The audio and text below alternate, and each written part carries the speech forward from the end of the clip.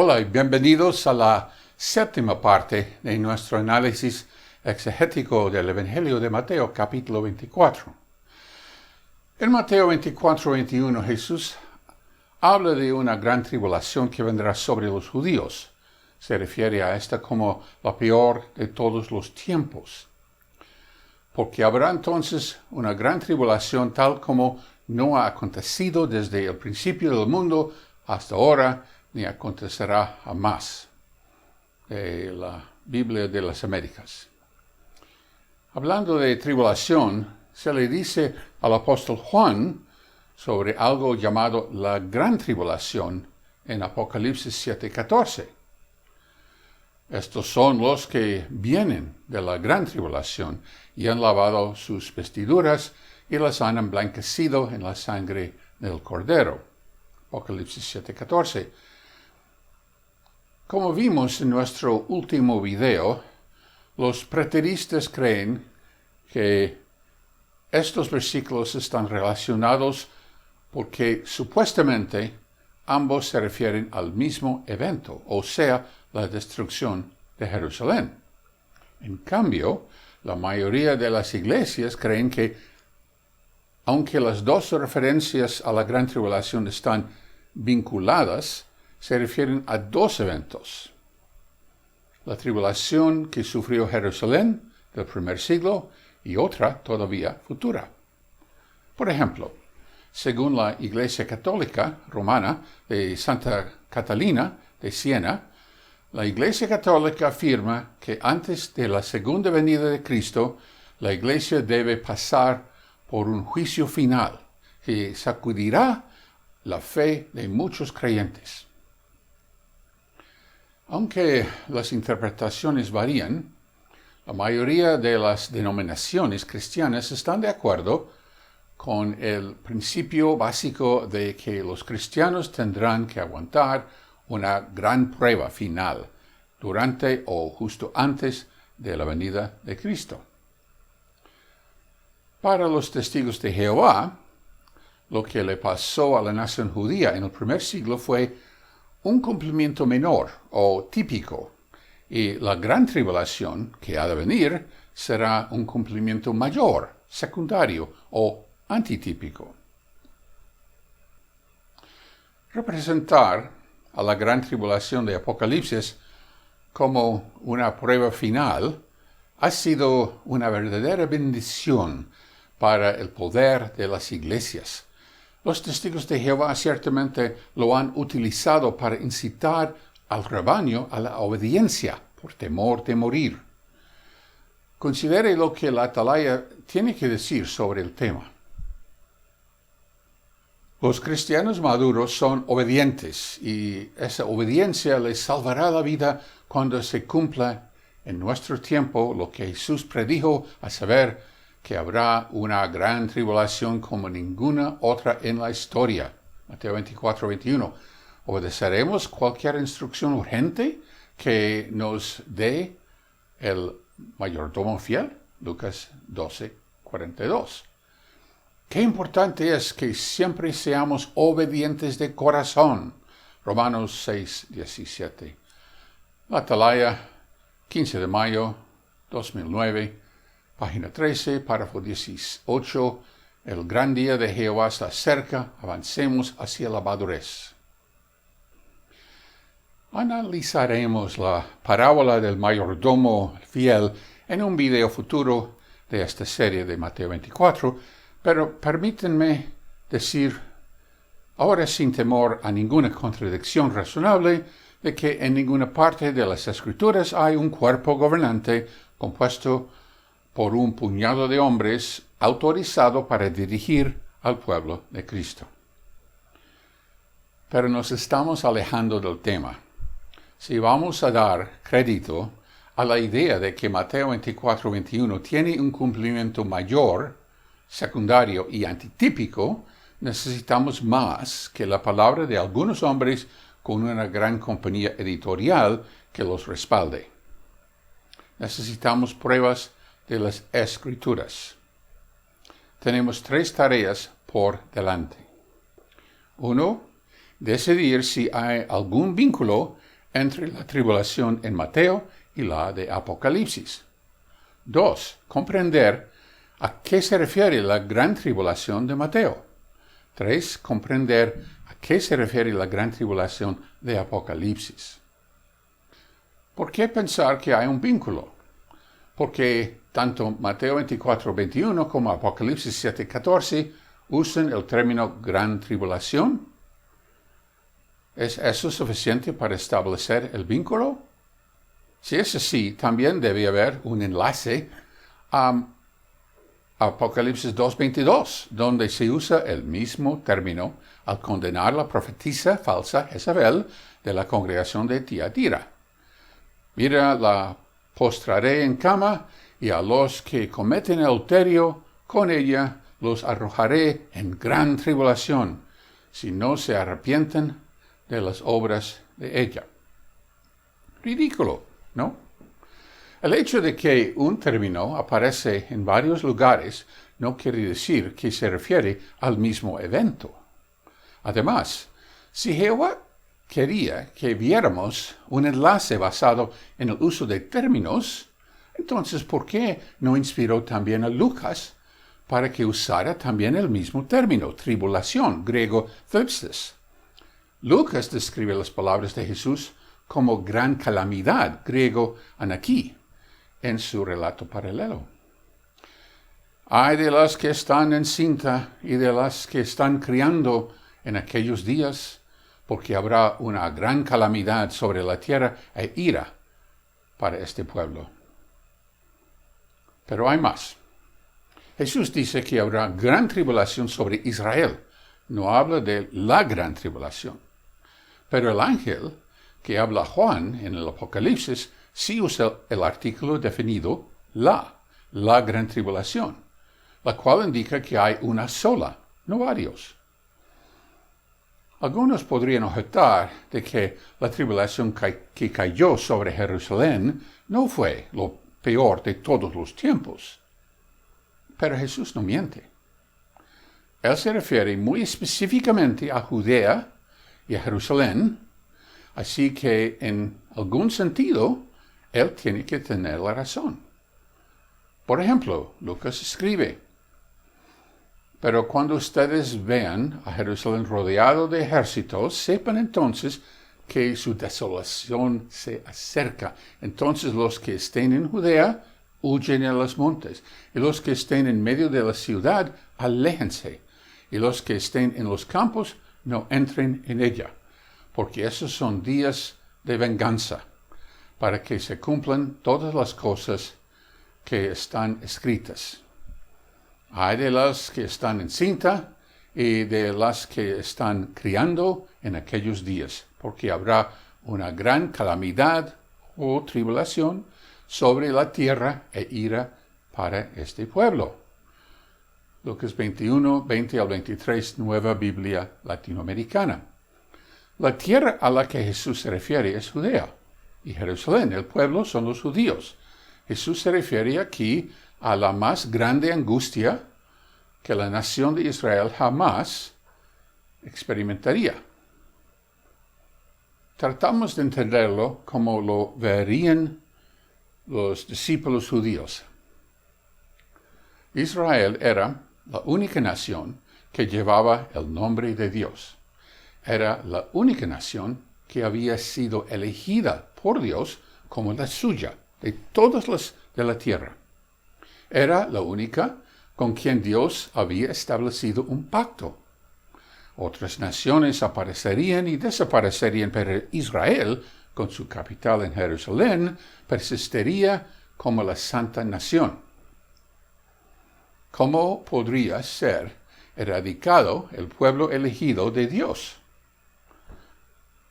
Semejante catástrofe no lo podría concebir la mente judía. Claro, la ciudad con su templo había sido destruida en 587 o 86 antes de la era común por los babilonios, y los sobrevivientes llevados al exilio, pero la nación no terminó entonces. Fueron restaurados a la tierra, reconstruyeron su ciudad con su templo, La verdadera adoración sobrevivió con la supervivencia del sacerdocio arónico y el cumplimiento de todas las leyes.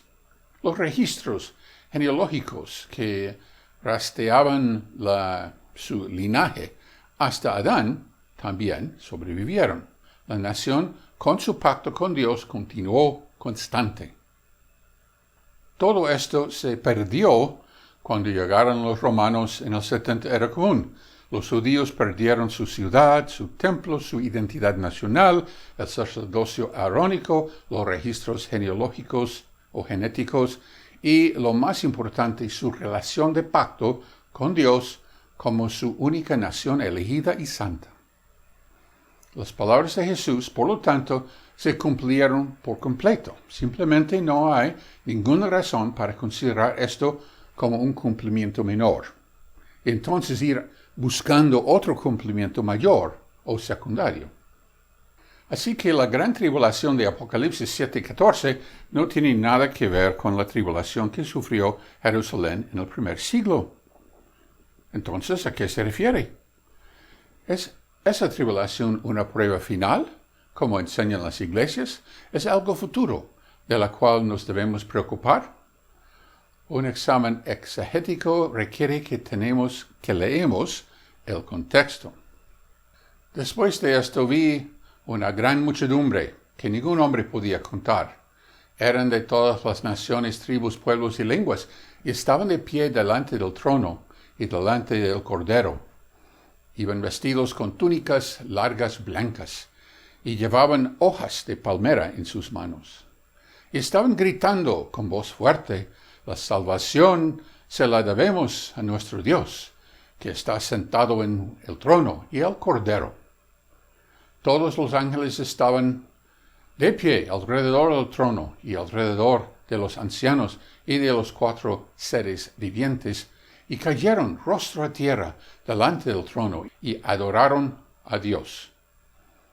Dijeron: Amén, que nuestro Dios reciba la alabanza, la gloria, la sabiduría, las expresiones de gratitud, la honra, el poder y la fuerza para siempre jamás. Amén. Entonces, uno de los ancianos me preguntó: ¿quiénes son los que están vestidos con túnicas largas blancas? ¿Y de dónde vinieron? Así que enseguida le contesté: Señor mío, tú eres el que lo sabe. Entonces él me dijo: ellos son los que salen de la gran tribulación. Han lavado sus túnicas largas y las han emblanquecido en la sangre del Cordero. Por eso están delante del trono de Dios y le dan servicio sagrado día y noche en su templo. Y el que está sentado en el trono extenderá su tienda sobre ellos. De la traducción del Nuevo Mundo, Apocalipsis 7, 9 al 15. En nuestro video anterior sobre el preterismo establecimos, tanto por la evidencia externa como por la interna, que el Apocalipsis fue escrito hacia fines del primer siglo, mucho después de la destrucción de Jerusalén. Por lo tanto, estamos buscando un cumplimiento que no termine en el primer siglo. Examinemos los elementos individuales de esta visión. 1. Gente de todas las naciones. 2. Gritando que deben su salvación a Dios y a Jesús. 3. Sosteniendo ramas de palmera. 4. De pie delante del trono. 5. Vestidos con túnicas blancas lavadas en la sangre del Cordero. 6.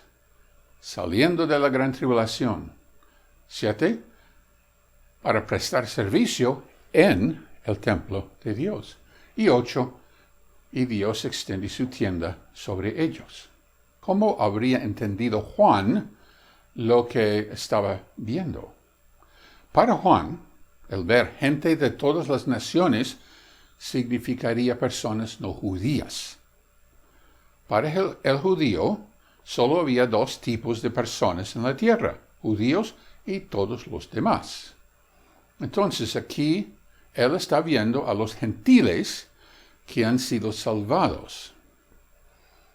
Estas serán las otras ovejas, de Juan 10:16. Son cristianos ungidos de espíritu. ¿Cómo lo sabemos? Por lo que sigue. Por ejemplo, se visten de túnicas blancas. Hay solo una otra mención de túnicas blancas en el mismo libro de Apocalipsis. Cuando el Cordero abrió el quinto sello, vi debajo del altar las almas de los que habían sido muertos a causa de la palabra de Dios y del testimonio que habían mantenido. Y clamaban a gran voz, diciendo: ¿Hasta cuándo, oh Señor santo y verdadero, esperarás para juzgar y vengar nuestra sangre de los que mueren en la tierra? Y se les dio a cada uno una vestidura blanca, y se les dijo que descansaran un poco más de tiempo hasta que se completara también el número de sus cosiervos y de sus hermanos que habrían de ser muertos como ellos lo habían sido. Apocalipsis 6, 9 al 11, Nueva Biblia Latinoamericana. Estos versículos se refieren a los hijos ungidos de Dios que son martirizados por dar testimonio acerca del Señor. Basado en ambos relatos, parecería que las túnicas blancas significan su posición aprobada ante Dios. Están justificados para la vida eterna por la gracia de Dios. En cuanto al significado de las ramas de palma, la única otra mención o referencia se encuentra en Juan 12, 12 y 13, donde la multitud alaban a Jesús como el que viene en nombre de Dios, como el Rey de Israel. La gran muchedumbre o la gran multitud reconoce a Jesús como su Rey. La ubicación de la gran multitud brinda más evidencia de quiénes son. La gran multitud no solo están de pie ante el trono de Dios, que está en el cielo, sino que se representa dándole servicio sagrado día y noche en su templo. La palabra griega aquí traducida templo es naos, según la concordancia Strong. Esto se usa para indicar un templo, un santuario, esa parte del templo donde Dios mismo reside. En otras palabras, la parte del templo donde solo los sacerdotes podían entrar, el Santo y el Santísimo. Solo los escogidos, los ungidos, los hijos de Dios, tienen el privilegio de servir con Cristo como reyes y sacerdotes en su templo. Y nos has hecho para nuestro Dios reyes y sacerdotes, y reinaremos en la tierra. Apocalipsis 5:10, Sagradas Escrituras.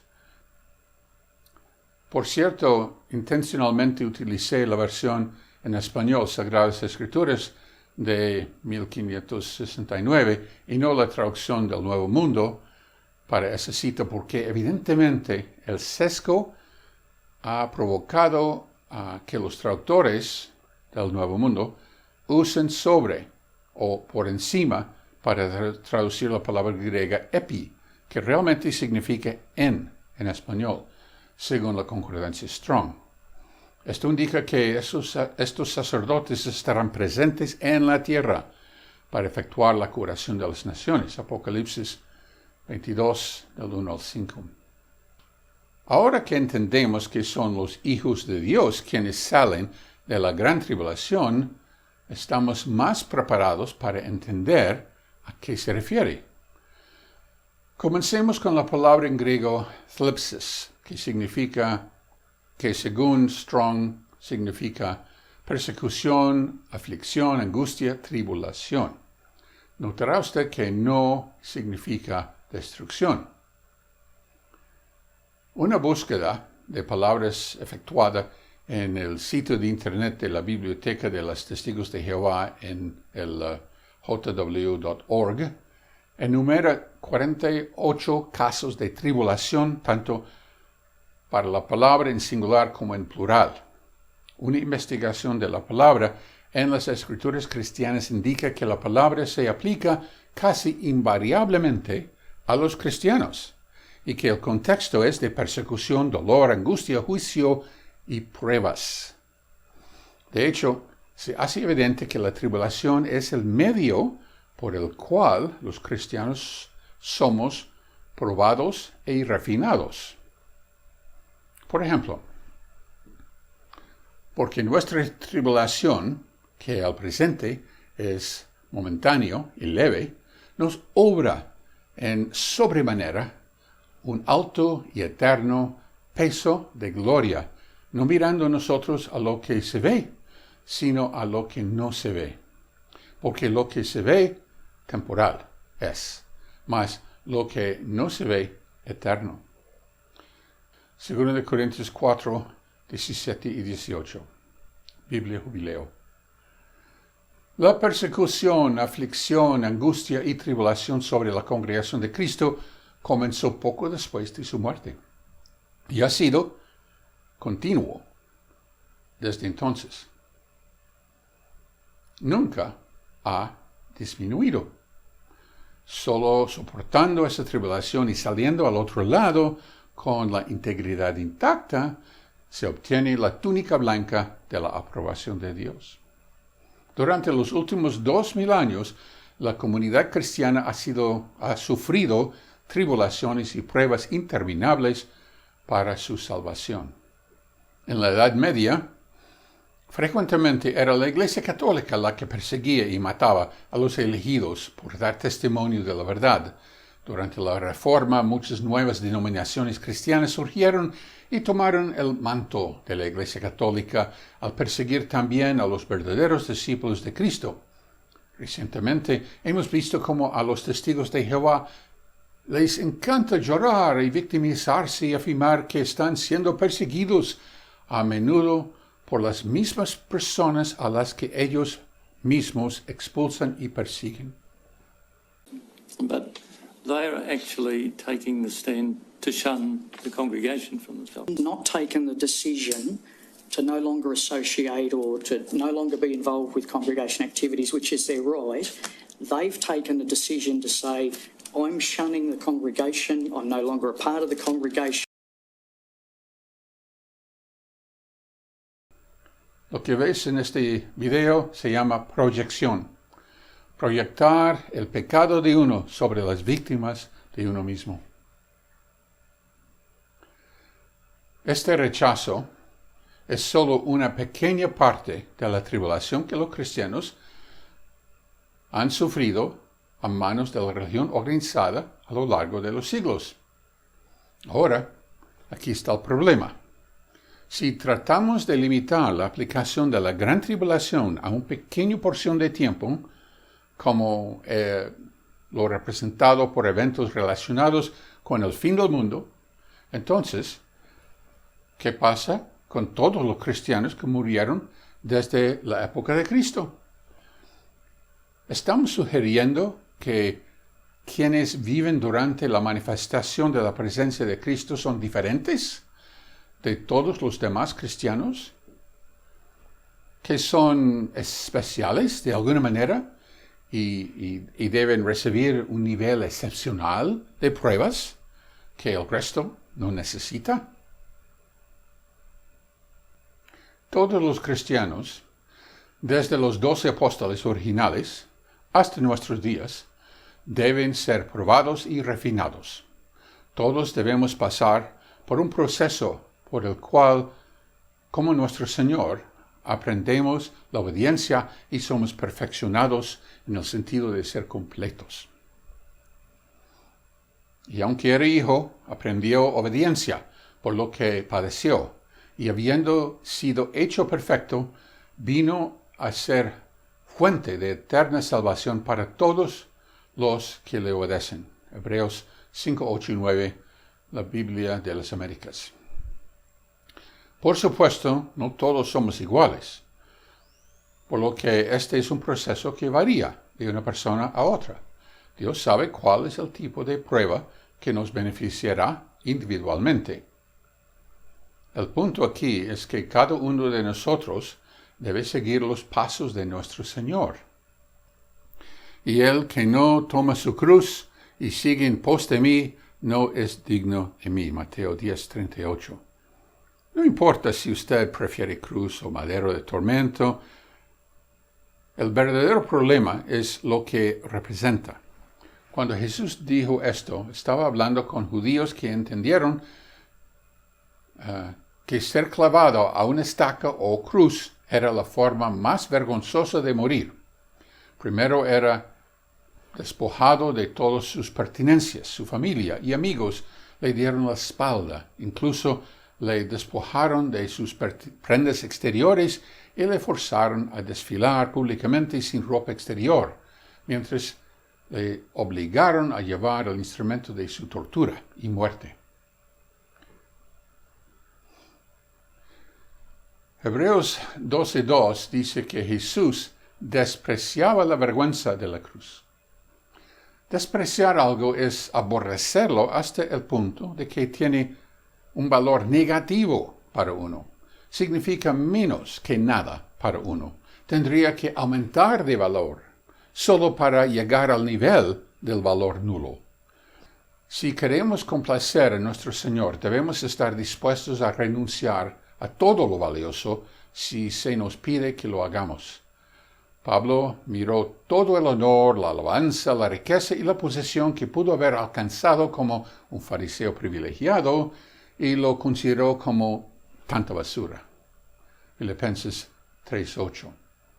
¿Cómo se siente usted acerca de la basura? ¿La desea? Los cristianos han estado sufriendo tribulación durante los últimos 2000 años, pero podemos afirmar con razón que la gran tribulación de Apocalipsis 7:14 abarca tanto tiempo. ¿Por qué no? ¿Hay algún límite en cuanto a la cantidad de tiempo permitido para durar la gran tribulación? De hecho, deberíamos limitar la gran tribulación solo a los últimos 2000 años. Veamos el panorama general. La raza humana ha estado sufriendo por más de 6000 años. Desde el principio, Jehová se propuso proporcionar una semilla para la salvación de la familia humana. Esa semilla está compuesta de Cristo junto con los hijos de Dios. En toda la historia humana ha habido algo más importante que la formación de esa semilla.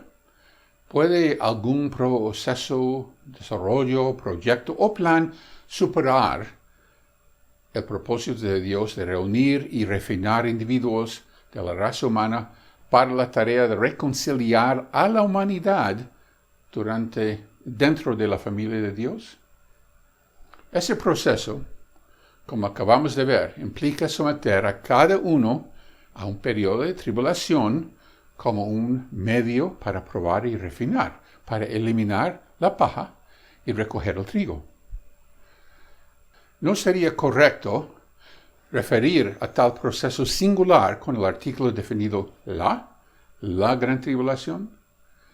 Y no se identificaría más con el adjetivo distintivo gran. ¿O hay un periodo de tribulación o una prueba mayor que este?